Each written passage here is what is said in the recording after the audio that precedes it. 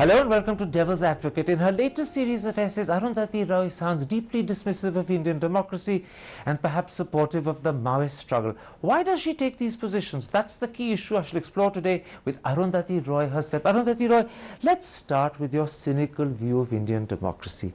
In your essays, you say the beacon is failing. You say it's been hollowed out and emptied of all meaning. You say that Indian democracy can no longer be relied upon to deliver the justice and stability we dreamed it would. Why have you come to this conclusion? Well, I think it's pretty obvious, that in the last 60 years of our democracy, what we have is a situation in which the poor are getting poorer and poorer, the rich are getting richer.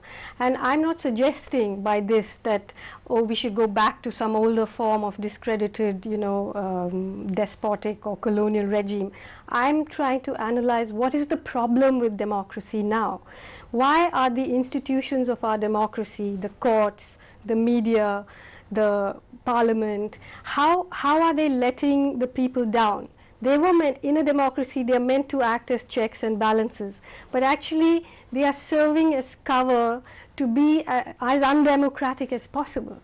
So you're saying two important things. You're saying firstly that the institutions of democracy, whether it's parliament, whether it's the courts, whether it's the media, have actually failed. They've actually not just failed, they failed to even act as checks. And secondly, you're saying that the poor, who I presume are the vast majority of India, are not benefiting from Indian democracy sufficiently. See, they are, of course, they have protections, but the fact is that we are now in a situation of emergency. The Human Development Index now shows that more than 80% of the people of this country are living in conditions of extreme poverty. We have the world's most malnutritioned children. The Dalits and the Adivasis, if you take them, are living in conditions of famine by any world indicators. When more than 50% of them are malnutrition, they're living in conditions of famine. So the state of India's dispossessed and poor is proof that Indian democracy has failed. You see, it's proving that there's a structural violence. Mahashweta Devi said a few years ago at Frankfurt, she described Indian democracy as this tapestry with parts of it are silken and parts of it are tattered, but it all holds together.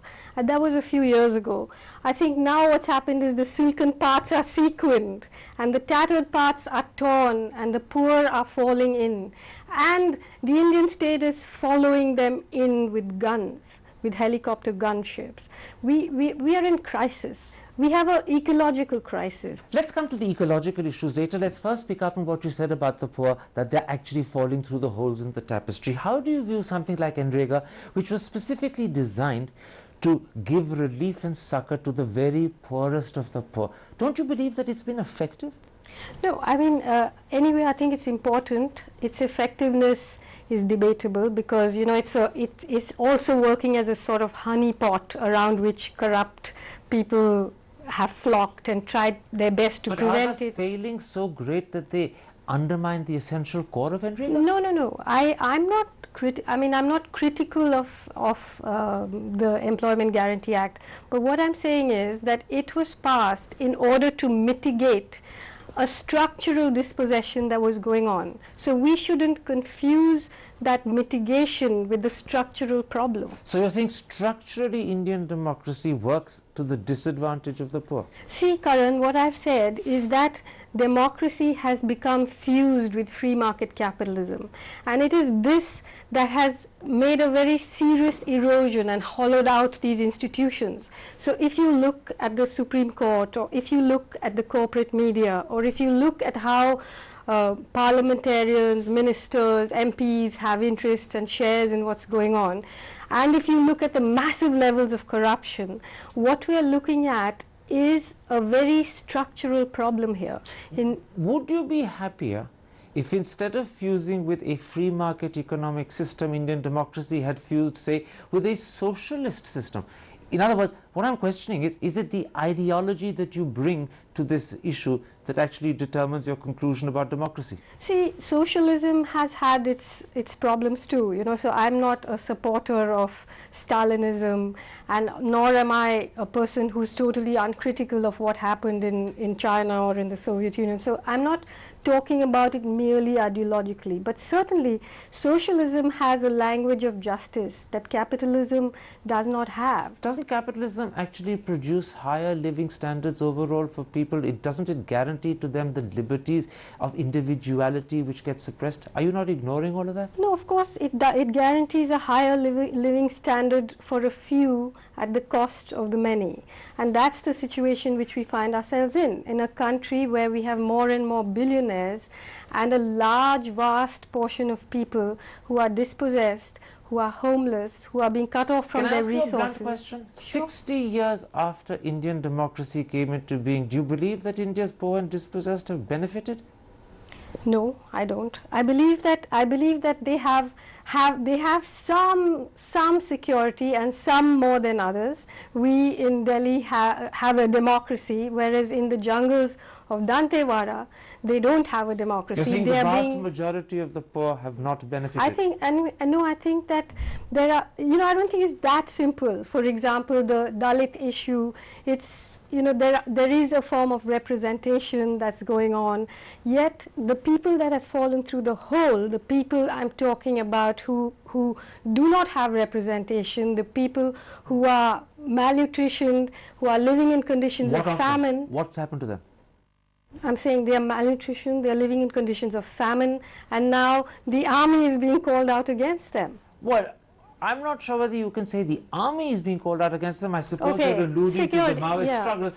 But let me quote to you a critique of your essays, and in particular a critique of your dismissal of democracy by Harshmandir. Dismissal, please, is not Cynicism? a word. Neither cynicism. It's a sort of, yes. Okay, let me quote to him. With all its failings and betrayals, the guarantees contained in India's secular democratic constitution have made a significant difference to the lives of its dispossessed people. And then he adds, they would have been even poorer than they are now, more insecure, more oppressed without democracy. Of this, I am convinced.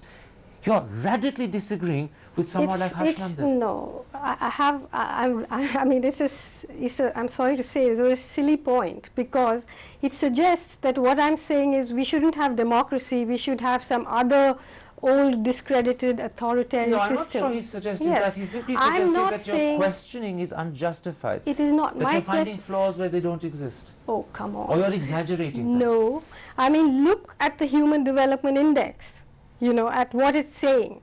My point is not that I'm saying that there are problems in our system, and we need to face them. What system we need would to have look worked at them. better from the point of view of India's poor? What would have produced a better human index for India? For example, what when someone keeps saying democracy, democracy, they're refusing to see the fact that what I'm saying is that the fusion of corporate globalization and democracy has created. So you have to look at that. But what system would work better than this? A system in which you don't have these free market policies. A system where you don't have... So what policies would you want? Socialist policies? No, different. Come on, Karan. I mean, do you want me to give you a manifesto right here? No, because the thing is that I suspect, and I'm putting this bluntly, that in fact it's your ideological aversion to the free market that has conditioned your suspicion or your questioning of democracy.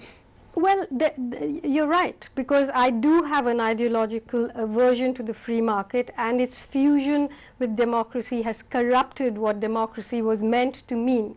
But when you're saying, what's your solution? My solution is that we have to look. You know, it's taken years and years of decision making, of corruption, of injustice, of refusing to look at the problem, saying, oh, we'd have been much better, we'd have been much worse off if it was somewhere else, so let's not critique what's going on now. My thing is that every time something happens, for example, if you'll just give me 2 minutes, I'd like to say that we call ourselves a democracy, but as a society we tolerate the 68,000 dead in Kashmir, we tolerate laws like the armed forces. You don't tolerate it, people like you question it, your voice is heard, your criticism is heard. But we tolerate it, nothing happens. But let me just finish. We tolerate deeply undemocratic laws like the Armed Forces Special Powers Act. We tolerate what goes on. But questioning it, we're putting pressure on the government today to No, amend it, no. perhaps I even to mean, revoke it. for 60 years we've been questioning it, but There it was a goes different on. situation in No. Nagaland, in Kashmir, in the northeast that required it. One second. And we have the, let's say, the Sikh genocide. We had what happened in Gujarat.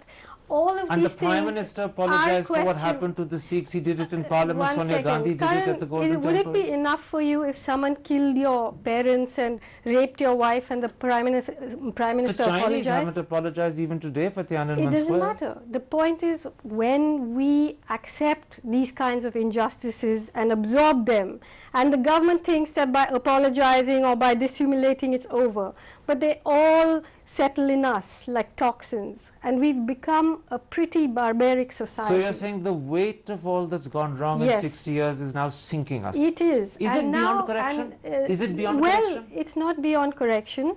It would not be beyond correction if, instead of patting ourselves on the back and saying, no, we are so much better off now, we looked at what's going wrong and we went out and insisted that we start moving on the path to justice. So your essays are, in a sense, a wake-up call to the Indian people. You're saying, look at the black side of our democracy. Stop patting yourself and ignoring. Absolutely. I mean, look at everything that's going wrong. So you're not dismissing it. You're actually asking Indians to open their eyes and see the truth. Yes, absolutely. All right, let's take a break at that point. And in the light of what we've achieved so far, let's come back and talk about how you view the Maoist struggle.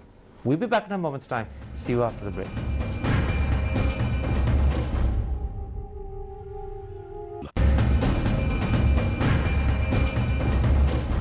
Welcome back to Devil's Advocate with Arundhati Roy. Arundhati Roy, let's come to how you view the Maoist struggle. In your essay, Listening to Grasshoppers, you write, almost with approval, the poor are crossing over quietly while the world's not looking to the side of the armed struggle.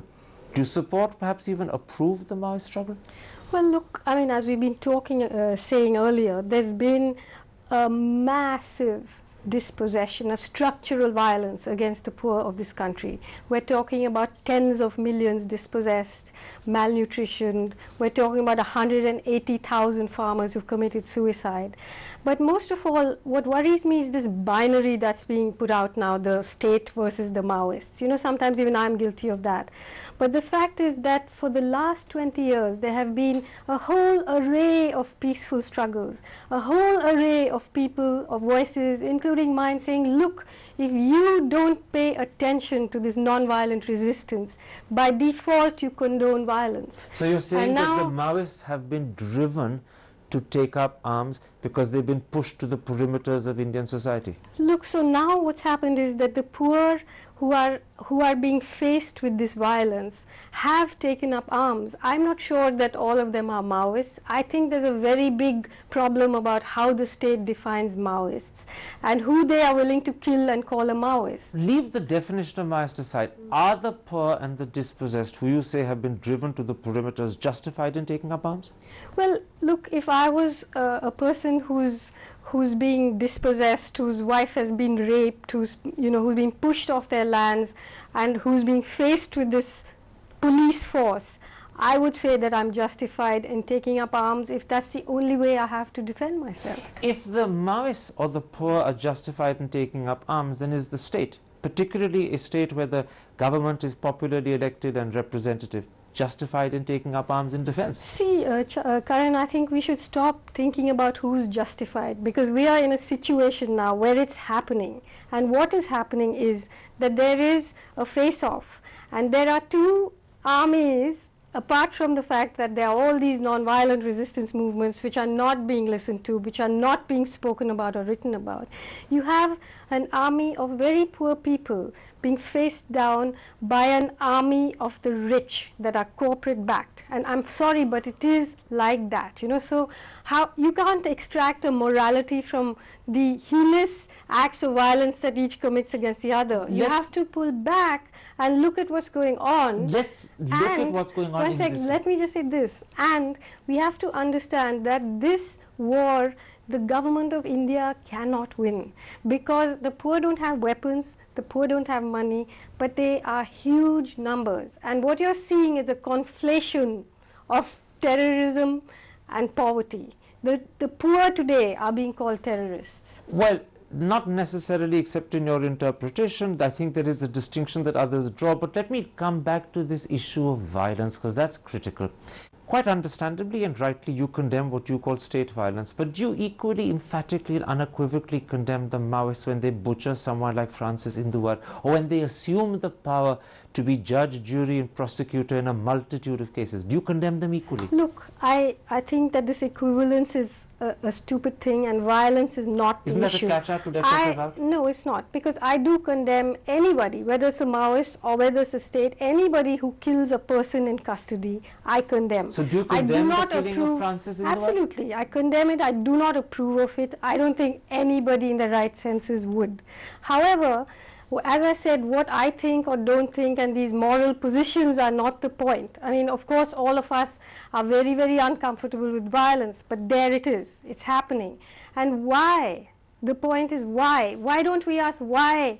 Who should the poor go to? The why we Which know, because court? you've explained it. You've explained it in part one as the conflation between democracy and free market policies, which is leading to the subjugation and the repression and the exploitation of the poor. The question is, what do you do about it? You've said just earlier this week that a military solution to the Maoist struggle is not an option, it's not the solution. What then is the solution? I think the solution is to understand that the state needs to regain faith. I mean, it needs to woo the poor again. How? And it cannot be done over a weekend. I'll say how. How do you set about wooing the poor? I think, for example, the first thing would be to pull back the army and to stop this nonsense about Air Force will fire in self-defense and all that. So no military operation, whether no military even if it includes just police and paramilitary? No. Okay. I would say that that is going to provoke a situation. What's the second thing? Then I would say that, for example, and let me give you an example. For example, you should come out with all the MOUs that you've signed for all this mineral wealth, which is really the key issue. I mean, just the bauxite in Orissa is worth 4 trillion. That's with 12 zeros. You really believe that the dispossessed poor in Orissa would be concerned about the MOUs signed by the government of India? They're not aware of them. Are you joking? They're not aware of them. They know it better than you or me. They know that this is what I would say, come clean. Tell us what the MOUs are. Tell us what the companies involved are. What's the next stage? Next stage is, for example, on the 12th of October, there was supposed to be a public hearing, for example, in Lohandigura where Tata is setting up a steel factory.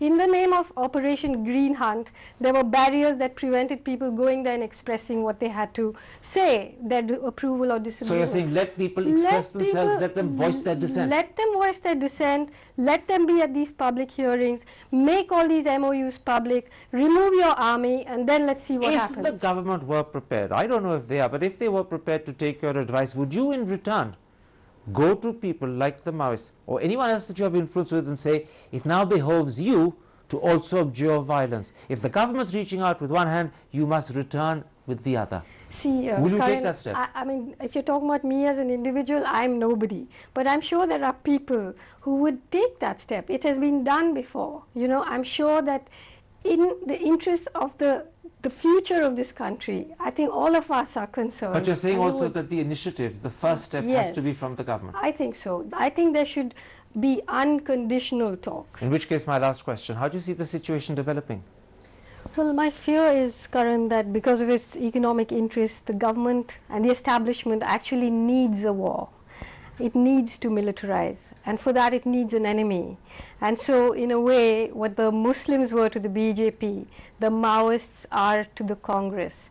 And once you've created this enemy that you're going to go after, there's going to be a lot of violence. That's how, for example, mining corporations have worked historically. So you see a greater potential for violence and bloodshed? Well, unless we can get together and stop it, which we must, a military solution will destroy us. A military solution will destroy us. Arundhati Roy, a pleasure talking to you.